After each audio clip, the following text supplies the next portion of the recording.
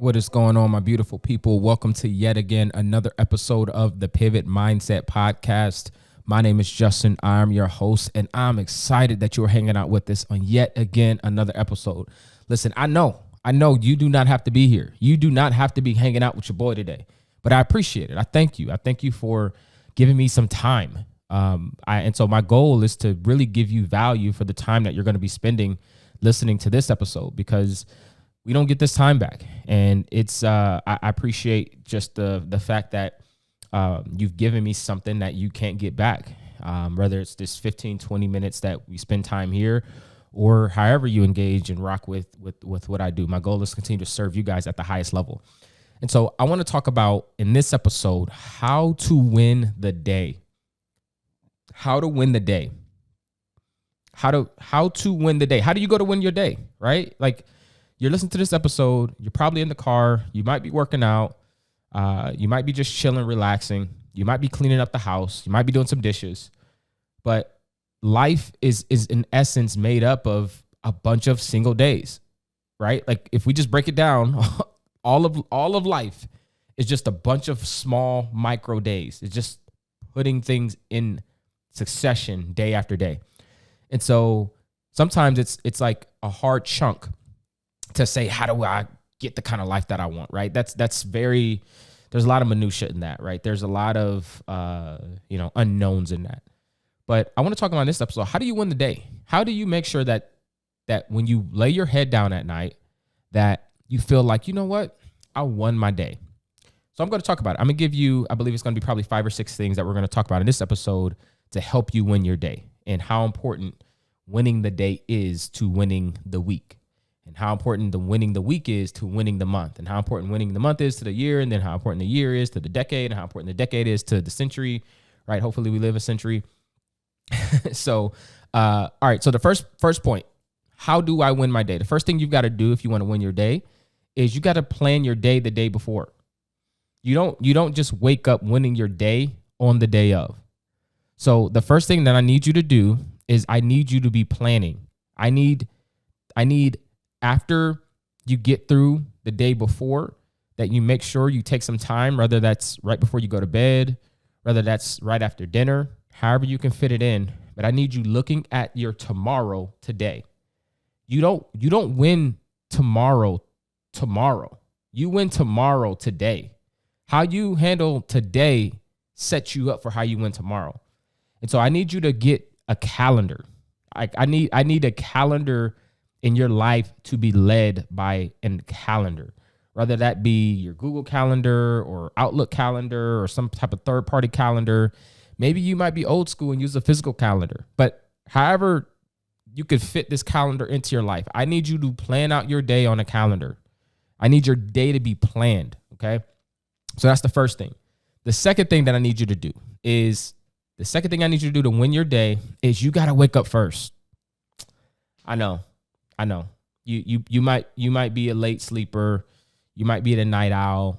I'm just telling you, like, the world is not designed for people who sleep in. The world is designed for people who wake up early. Most of decisions are made early. You know, if you live on the West Coast, and you wake up at 8, 9 o'clock Pacific Standard Time, there's people that's been up 2, 3 hours already, 4 hours already on the East Coast in New York, right? Wall Street is making decisions and have made decisions for 3, 4 hours by the time you wake up, if you live in California, at 8, 9 o'clock, right? So the other part is you got to wake up first. And when I say wake up first, meaning I want you to get 8 hours of sleep. I definitely want you to do that. But I want you to cut the flack out of your day. And so to wake up early and to get 8 hours, that may mean that you need to start going to bed at 9 o'clock. You may not be able to stay up past 10 o'clock.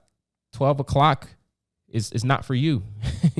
To win your day, you got to make sure that you set up properly. And I believe it starts with waking up first, being up early. And in that, and I'll kind of add like a second clause to that, is waking up first, but simultaneously being able to prioritize your day and yourself first. Some of our days are so busy. We're so busy. There's so many things that pull us, we might have 1 or 2 jobs. You probably have children. You have a family that you got to look after. You may have a spouse. You probably got to cook dinner. You got to probably take your kids to sports and go see. There's so many things that consume our life. And I love waking up first and waking up early because typically people aren't up early yet. They're not up with you. So you get to control that aspect of your day. And so in waking up first, you got to do something that pours into like the so it's working on yourself, right? Whether that be, doing some type of devotional, reading your Bible, reading some kind of self-help book. It could be journaling. It could be doing some meditation. It could be working out, whatever feels right for you. I kind of subscribe to a few different things. I think you got to move your body every morning. You got to move your beliefs every morning, meaning you got to pour into your mind and move your beliefs. And you got to move your body. You got to move your beliefs every morning. And so I try to do that every single morning. Is when I wake up and I get into my routine. The third thing. All right, we're moving along. The third thing. Plan your day by adding your to-do list items onto your calendar. All right. So I said that, you have to have a calendar, but a lot of us create to-do lists, and I'm all for to-do lists. I actually have to-do lists. But what I found with to-do lists, that if I don't add the actual task in my calendar, I could still get so off track. So I'm all for the to-do list, but make sure your to-do list becomes action items that you place on your calendar, and you actually set time blocks to do those certain tasks, right? I want your life to be governed by your calendar. It's not on your calendar, it just doesn't happen, right? I need you to live your life on paper.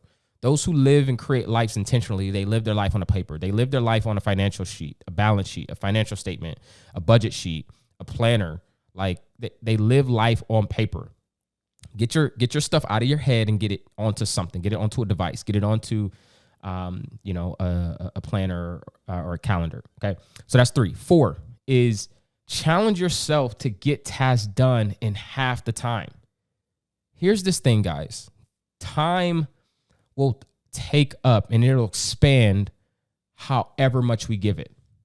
So if I say, you know what, I'm gonna take 25 minutes and I'm gonna write for 25 minutes, or I'm gonna set 25 minutes or 30 minutes to get this task done. Guess what?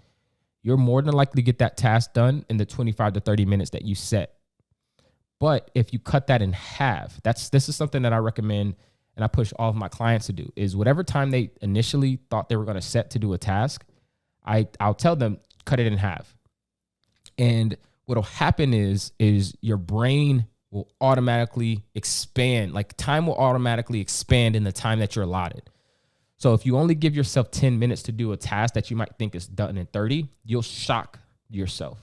You will wow yourself like, oh shoot, I didn't know I can get it done that fast. You can get it done much faster than you think. So that's the second or fourth thing, is challenge yourself to get your task done in half the amount of time. Don't waste a lot of time. A lot of our day can be shrunken in half. A lot of what we do in an 8-hour workday could really be done in 4. But we spend a lot of time on our phone, talking to people, lollygagging, not dedicated, not committed, just being so distracted. All right. So set yourself up to do things in half the time. 5 is I need you to be removing distractions. Okay. Remove the distractions out of your life. If any of you are, if you're watching on YouTube, you see I've got my phone flashing. Our phones can be the biggest distraction. I know it's my biggest distraction in my life. And so what I do is I deploy something called the Pomodoro Technique, and it helps me to concentrate even further and remove all distractions.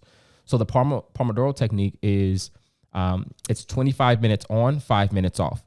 And so you set a timer, and you could actually do this on Google. Like you could type in Google, you could type in 25-minute timer, and literally like there's like a thing in Google where it'll just be there, and it'll just start. So set a 25-minute timer, whether that's on Google, whether that's a timer on your phone. And when you've got that timer on, there's nothing else that you can do besides the to-do list or that task. All right. And so I've even got it set up where like I'll set my timer. I've got a song that I play and I lock in. And that 25 minutes, I just bang out as much as I can do in that short amount of time. It's a way to be super productive. It's like a productivity hack, is being able to, implement the Pomodoro Technique. So go ahead and Google that if you want to get some more information on what the Pomodoro Technique is. All right. And then the last thing, I think this is number 6 that we're on, is hold yourself accountable. If you want to win the day, you have to hold yourself accountable. You have to make sure that you're setting some kind of standard for the kind of day that you do, that the kind of day and how you show up. And so you may be able to hold yourself accountable, or you may need to have people around you holding you accountable. Whatever way, be honest with yourself and make sure that you got somebody that's holding you accountable. Make sure that as you're starting your day, that somebody, it's okay for them to check on you. Hey man, did you get this task done? Hey, did you write the book? Hey, did you finish that chapter? Hey, did you knock out the podcast? Hey, did you make that call that you said you needed to make? Like, don't be afraid of reaching out and asking other people to hold you accountable. But what's more important is for you to grow, to hold yourself accountable. I think having others that can hold you accountable is good. That's like the baby step. That's step 1. And if you need that, go ahead and do that. But what we really want to get to is the point where we can hold ourselves accountable, that we become self-sufficient, that I don't need anyone to check in on me to make sure that I'm doing what I said that I would do. But because I said I was going to do it, that meant that I did it, because I have a standard for how I operate my life.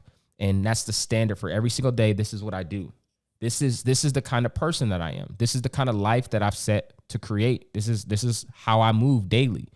And so I'm holding myself accountable, not just to the task, not just to checking off the box, but the accountability is to hold yourself to the standard of life that you want to create.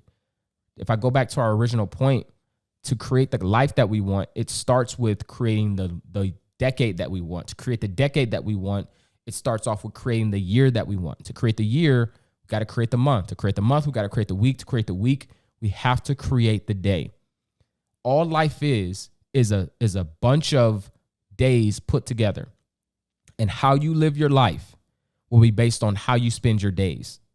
And here's another hack. This is something that I've really started to deploy in my life, is I found that my productivity went through the roof when I found when I was most productive and when I was most effective.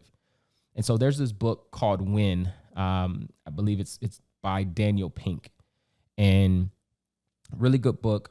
And Daniel in the book talks about how important it is, not just the what you do, but when you do it. And there's a lot of stats and studies that have been done around people moving the needle and doing significant things in life, as well as people making tons of mistakes. And a lot of the studies and trends that are done, it shows there's certain times based on the kinds of people and how they're wired when they make the most mistakes. So for me, I do my best action and task moving work in the morning. So before noontime, I try to get done everything that involves some kind of critical thinking and some type of focus, where I need to, if that's creating content calendar or writing a plan down for something, or anything that's having me solve problems, I try to do that before noon. Afternoon, I love to do, like, that's really my time to do like customer calls, or I do coaching sessions in the afternoon and evenings.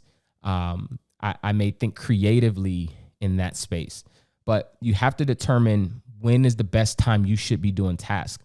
Start thinking about yourself, not as just some normal human, but you can optimize your performance. And one of the best ways to optimize your performance is to learn when to do certain things throughout a day. That's one of the best things that I've started to deploy in my life.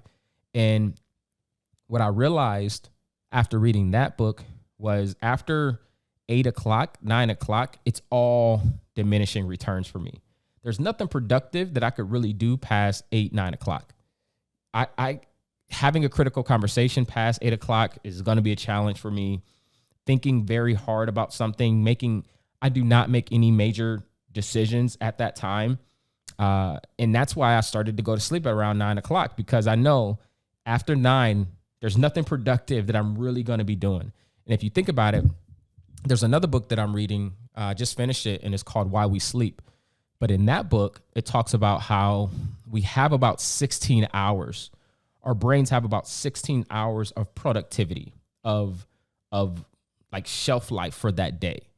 And so if I wake up early, if I'm waking up at 4:30, then I know that I don't have until 9, 10, 11 o'clock to be making decisions.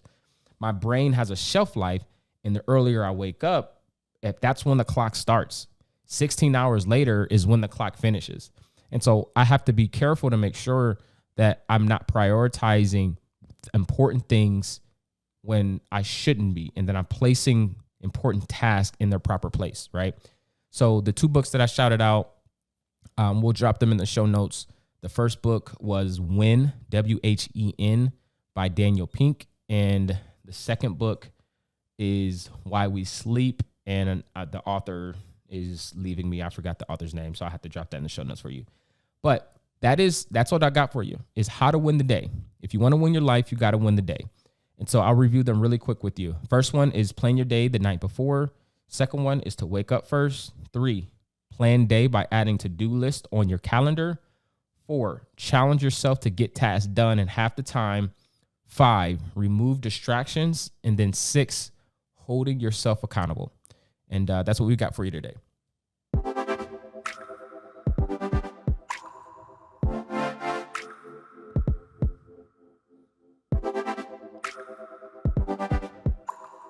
Appreciate you listening to this episode.